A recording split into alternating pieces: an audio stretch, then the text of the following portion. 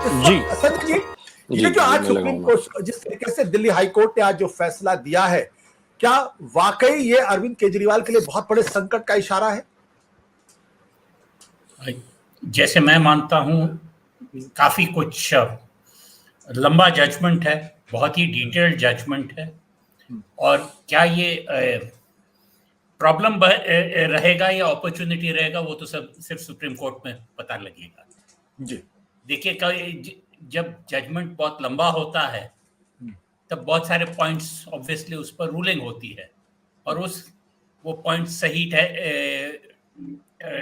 Supreme court सही ठहराता है या नहीं, वो तो देखना पड़ेगा। पर दूसरी ये बात है कि कोर्ट ने ये सारे जब जजमेंट दिया है, कोर्ट ने ये भी माना है कि इन मुद्दों पर आगे बहस हो सकता है, पर बहस बाद में ट्रायल में होगा।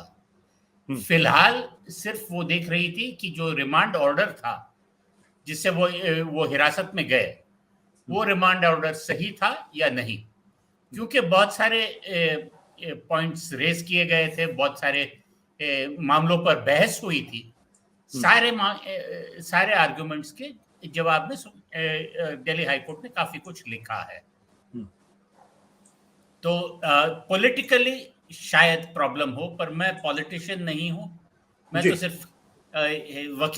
वकील की हैसियत से ये जब जजमेंट पढ़ता हूं, मुझे ये लगता है कि अपील के लिए काफी कोई ग्राउंड्स बने हैं। अपील के लिए ग्राउंड्स बने, लेकिन इतने तगड़े फैसले के बाद क्या सुप्रीम कोर्ट के लिए उसको आसान होगा इग्नोर कर पाना इन जो टिप्पणियां दी गई हैं? जी नहीं, तो वहां भी सुनवाई तो लंबी चलेगी। अगर हम ये मान के चले कि आज रात कोई अपील फाइल हो के कल सुबह अगर मेंशन भी हो, तो मुझे पता नहीं है कि कल मामला लिया जाएगा या अगले सोमवार तक इंतजार करना पड़ेगा, क्योंकि फिर ईद और दूसरे छुट्टियों के कारण सुप्रीम कोर्ट सोमवार तक बंद है। और इमीडिएट बेल मिलना मेरे ख्याल में जब तक का ईडी को नोटिस न जाए जल्दी नहीं हो सकता है। जल्दी नहीं हो सकता, बट ये कहना कि जो एक तरीके से षड्यंत्रकर्ता की बात मानना, एक तरीके से कहना प्रोसीड्स ऑफ क्राइम इनको का इस्तेमाल हुआ है, ये बड़ी गंभीर बात है। और अभी तक इसी को बेस बना के आम आदमी पार्टी लगातार कोर्ट में भी कहती रही और बाहर भी कहती रही उनके खिलाफ एक तरीके का षड्यंत्र हुआ है। चुनाव के ठीक पहले उनको अरेस्ट किया गया है।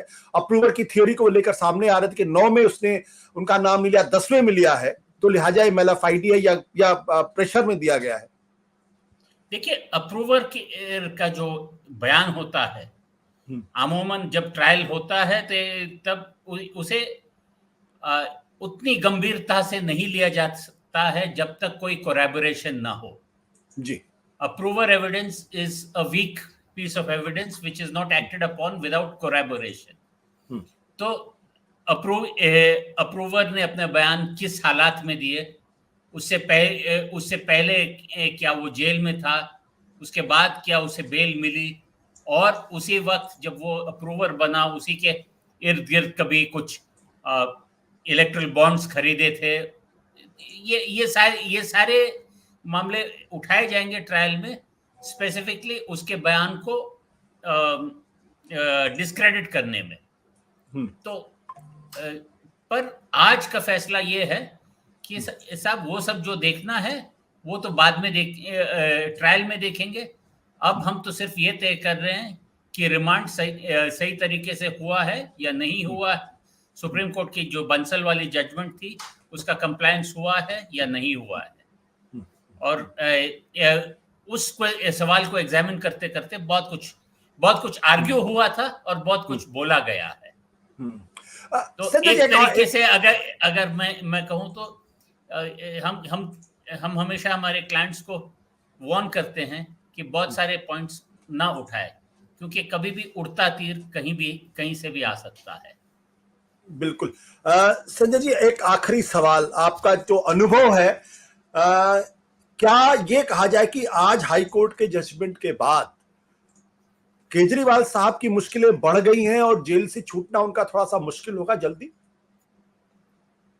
देखिए, ये तो तय था कि जो भी फैसला होता, मुझे ये नहीं लगता था कि बेल ट्रायल कोर्ट और हाई कोर्ट में मिलेगा। जो भी फैसला होना है सुप्रीम कोर्ट में ही होगा, और एक तरीके से एक अपीलेबल ऑर्डर और जजमेंट आया है। देखते हैं सुप्रीम कोर्ट क्या कह रहे हैं। सत्य हिंदी का ऐप डाउनलोड करें गूगल प्ले स्टोर पर।